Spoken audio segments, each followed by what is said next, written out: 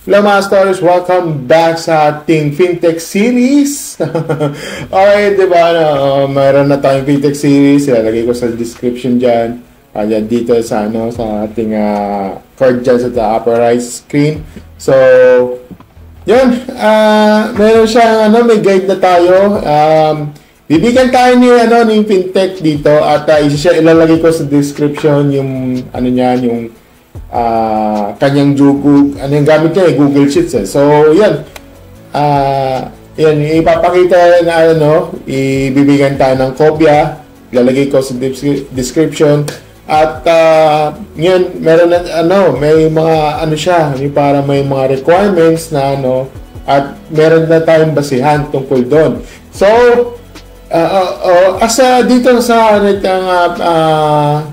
ating itong content sa video na to, ito tayo ang mga botante, mga Pilipino, ganito katulad ko, ito yung magiging helpful sa atin, So tayo wag tayo gamitin yung sa mga political colors.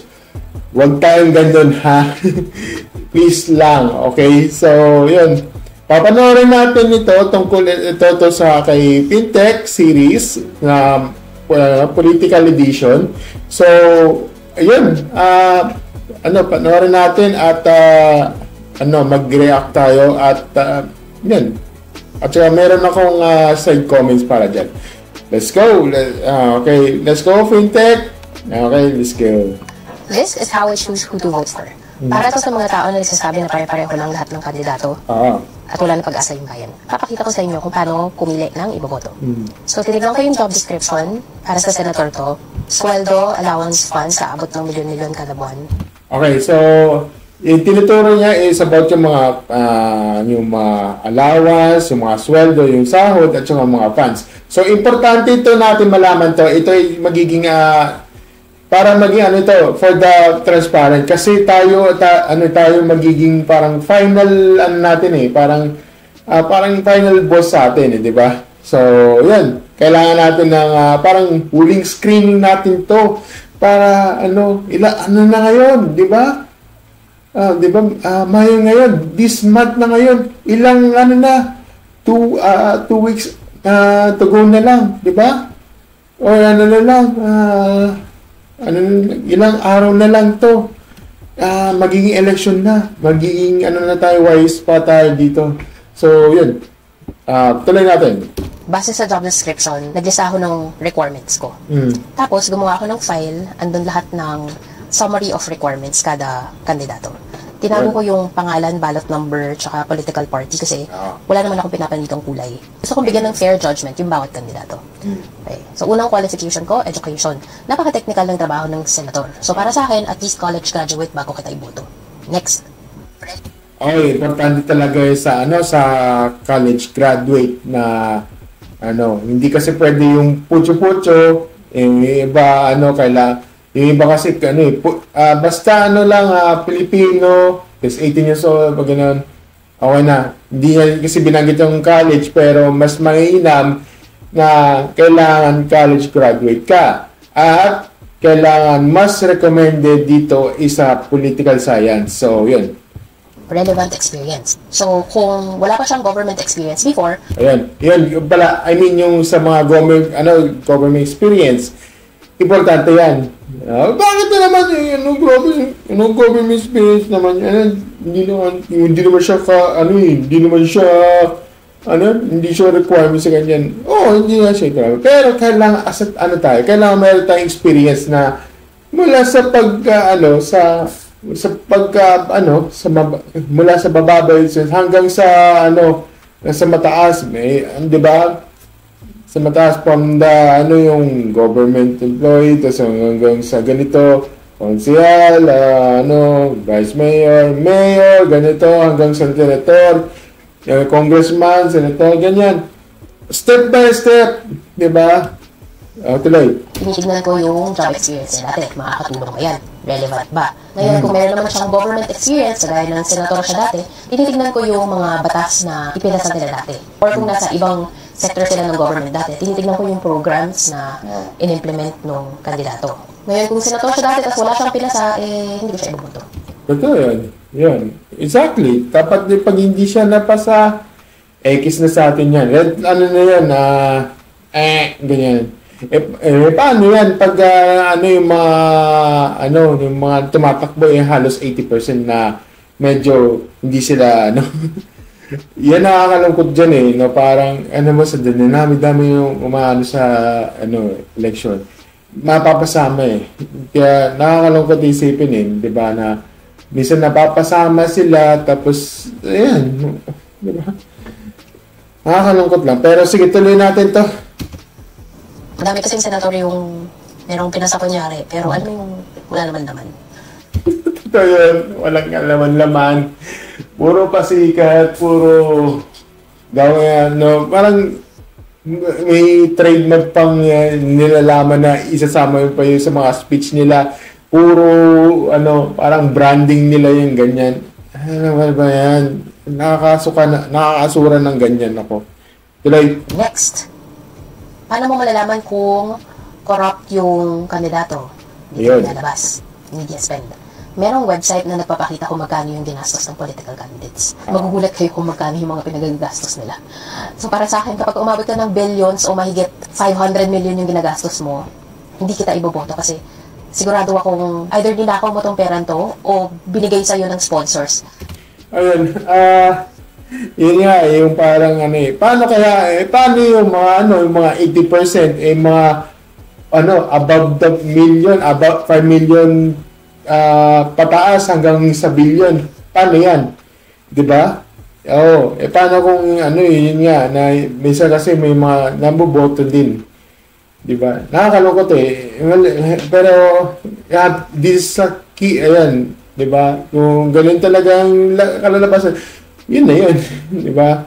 Well, yung nga lang na nakakalungkot na isipin na hindi sila aware sa ganyan. Pero sige, tuloy natin to. At isipin mo ano yung ine-expect ng sponsor pabalik, di ba? Oo. Nakakatakot. More than 500 million, wala ka na sa listahan ko. Next, family member in politics. Magugulat kayo, ang daming kandidato ang daming relatives or family members na active sa gobyerno ngayon. Dami. Mostly talaga may karamihan sa iba may-ari ng Ilocos. Yun ba naman yan? May-ari ng subdivision. In fairness in fairness sarili silang tubig.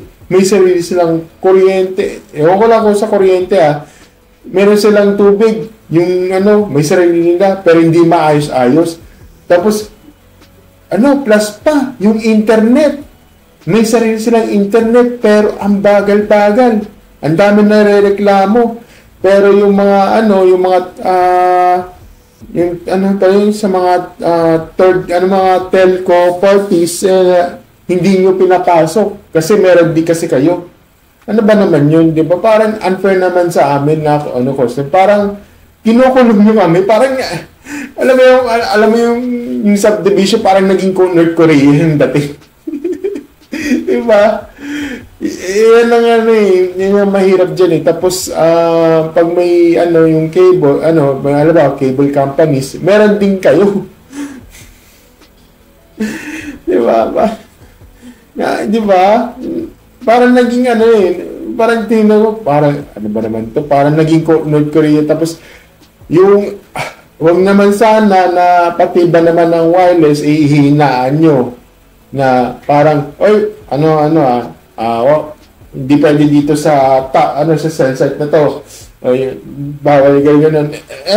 May mga ganyan kasi na, pag dito ang hina ng signal, daming kaya minsan napipilitan silang lumipat ng ibang bahay. Ayaw nila ng ganitong subdivision dahil pangit ang mga nila, ganyan. Well, hindi ko nilalatan ganun. Medyo karamihan sa mga homeowners association kasi ang dami karamihan sa mga mga telco parties nagba-back out na dahil nga doon sa hindi sila pinayagan, hindi sila may kailangan ng permit, ganyan. Tapos merong additional monthlies na hindi kaya ng isang hindi kaya ng mga customer. Parang nagiging parang parang additional charge galing sa customer. Parang pineperahan yun, no? Di ba? Kaya nakakalungkot sa parang yung parang kasama sa rate sa ganyan na hindi naman dapat. Yan yung kasi sasabi sa mga comment section. Pero sige, tuloy natin ito. Pag more than one family member nasa gobyerno na, hindi kita iboboto. Nakakapagtaka at nakakaduda yung ganitong behavior. Bakit kailangan ang dami ninyong nasa posisyon? Ay, naka. Sadya may magkakapatid dyan, ha. Yung iba, may pamilya, meron silang pamilya. Hindi lang pamilya, may iba dyan, magkakapatid pa. Tapos ginamit pa yung public servant. Ayaw ko magbanggit ng pangalan dito pero kilala niyo na yun. Nako ba, ayaw ko magbanggit ang pangalan kasi baka i-take down yung video ko dito eh. Wala akong binabanggit dito sinasabi ko sa inyo. Kasi kung just in case may nag-take down dito, once na nag-take down dito, ilalagay ko hindi lang to may ilalagay ko sa Facebook pero pag nag-take down sa video, i-screenshot ko ito at alam mo na sino. Okay? Kasi natamaan kayo. Yun lang yun. Nagulat ako dito, merong kapatid, tatay, pinsan, nasa iba't ibang sektor ng gobyerno. Oo nga Para sa akin mali yun. Ang tawag dyan political dynasty. Next. Sa akin yun. So, tinitignan ko din yung mga recorded issues ng candidates. Convicted man o hindi, ayoko nang may known issue yung kandidato. Isipin mo kasi, pag nanalo yung kandidato, pwede niyang gamitin yung posisyon niya para linisin yung pangalan niya. At mas gusto ko na yung senator ko, nakafocus lang siya sa trabaho. Totoo yan. Sigurado akong sa national issues and national interests siya nakatutok kesa sa sarili niyang issues, di ba? Yan nga yun Parang ginagamit siya for parang yun nga. Totoo yun.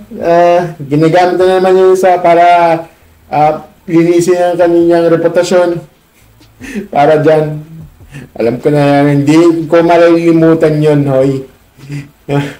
Yung magtatawan ng president dito sa Senado Alam ko yung mga galawan mo tapos magpapatawag ka ng president tapos babasahin mo sa harap ng media. Kala mo hindi ko alam yun Tagal na yun, mga 2013 at 2014 ata yun. Nagpato na yung president dahil sa release yung katara mo. Tapos sangkot ka daw sa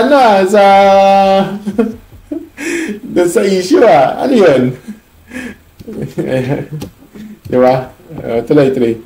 So kung convicted man o hindi, linisin niya muna yung pangalan niya bago niya makuha yung boto ko. Hindi kasi fair na papasok ka tapos at taas-taas ng posisyon na panghahawakan mo. Tapos hindi ka naman 100% na magsisilbi sa bayan. So tignan niyo, nag-umpisa ako sa 66 candidates. After going through all of the qualifications, meron pa akong 25 na options. 12 lang yung kailangan natin iboto. So anong gagawin ko next? Manonood ako ng debates habang naghuhugas ng pinggan. Manonood ako ng interviews habang nagtutupi ng labahan or naglilinis ng bahay. Ayun, yung sa interviews, kailangan meron tayong doon. Na-explain ko na yung dati, ayoko nang ulitin dahil yan sa mga debates yan. Kailangan hindi tayo parang huwag tayo tumutok sa isang media lang. Lahat ng media dapat panoorin mo. Debates or mga issues, interviews, kailangan mo. Ang dami-dami dyan sa YouTube. YouTube lang yan, Pag hindi na subaybayan, may YouTube naman dyan diba? Yun lang. Tuloy. Gagawa ako ng oras para mag-research at mag-aral kung sino talaga yung iboboto ko. Kasi, importante para sa akin to. Gusto ko na ng pagbabago. Oo. Kaya itigil na natin yung pagpanig sa kung anumang kulay yan. Ayun nga dapat hindi papanig lalo na pag, gwapo! Kasi gusto iboto kasi gwapo. Tigilan nyo yan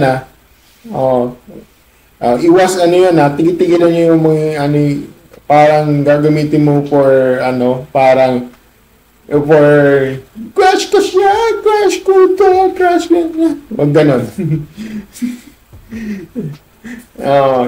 Tanggalin nyo yung mga ganyang ano, yung ganyang mindset nyo. Seryoso tayo dito, sinasabi ko sa inyo. Like, kung anumang political party. Subukan nyo mag-evaluate ng candidates based on the individual and not the political party kung saan sila kasama. Uulitin ko, dapat sarili nyo muna, Pilipino muna. Baka mamaya may mag-comment na naman dyan na kahit anong sabihin mo, hindi maintindihan ng mga bobo. Yun nga, bobo naman talaga. Kahit sa akin sa conversation. Kahit anong gawin mo, bobo po at bobo talaga ang Pilipino. Gano'n talaga. Kailangan, ano ba tayo? Diba? Pintek. Yan talaga Pilipino. Kaya ako, asa ano, for me, ginagawa ko, ginagata ko to para ma-spread ko rin yung ano mo, yung mga information. Yun nga lang, kailangan natin na tulungan tayo. Pero yun nga nakakalungkot isipin na ganito sila. Di ba? Okay. Yan talaga sila. Kahit anong sabihin, hindi tayo yung mga talagang yung mga ibang tao dyan, yung mga Pilipino na permanent na sa kanilang utak nila, yung mga utak nila, diba, na talagang tunay na ob-ob. Nakakalungkot, pero that's a reality. Kaya ginagawa ito for content, for the awareness Pero wala Pero kailangan natin for the Kaya tayo maging tayo. Ginagawa ko to para may ako, pinapanood ko to, tapos ipapasok ko sa iba, di ba? Kasi sa tik naman. Pero sige. Ayaw ko mag-gaslight, ayaw ko siya i-gaslight Pero Bintek, tulong-tulong tayo. Yun lang. Tuloy. Bakit palaging iniisip nyo yung ibang tao? Isipin nyo muna yung sarili nyo. Ikaw, naiintindihan mo ba? Bago nyo intindihin kung sino yung iboboto ng iba, sarili mo muna. Ikaw muna bilang Pilipino. Oo nga. Nag-research ka ba? Nagbasa ka ba ng relevant news? Iboboto ka ba? Sarili mo muna bilang Pilipino bago iba. Yun lang. Yun ang sinasabi ko. Ay, nako. Di ba, minsan talaga, kung tutuusin, sa pagdating sa election, every 3 years talaga sakit sa ulo tutuusin. Kasi yung mga Pilipino talaga bulag sa katotohanan. Minsan kasi na parang kung hindi na manipulate, na brainwash yun sa mga sa mga Pilipino na huwag kayo maniwala sa ganito, huwag maniwala sa ganyan. Diba? Na, yung, kahit, baka sabi, huwag kayo maniwala sa Pintek kasi tanga yan. May mga ganun talaga yung ganyan yun nga, inakalungkot lang talaga yung Pintek. So, yun, asa ako, ginagatasan kita for permission to content para maging experiment. Either wala naman akong binabayaran. Tignan mo naman yung subscribers ko, 5 lang. Diba? Tapos in fairness, wala ka pang views pa yan Ginagawa ko lahat for the tag. Pero ginagawa ko lahat na makakaya ko para may spread yung word. Kasi hindi ko iniisip yung pera na yan. Ang ginagawa ko lang is mag-spread of awareness dito sa aking content din dito. So,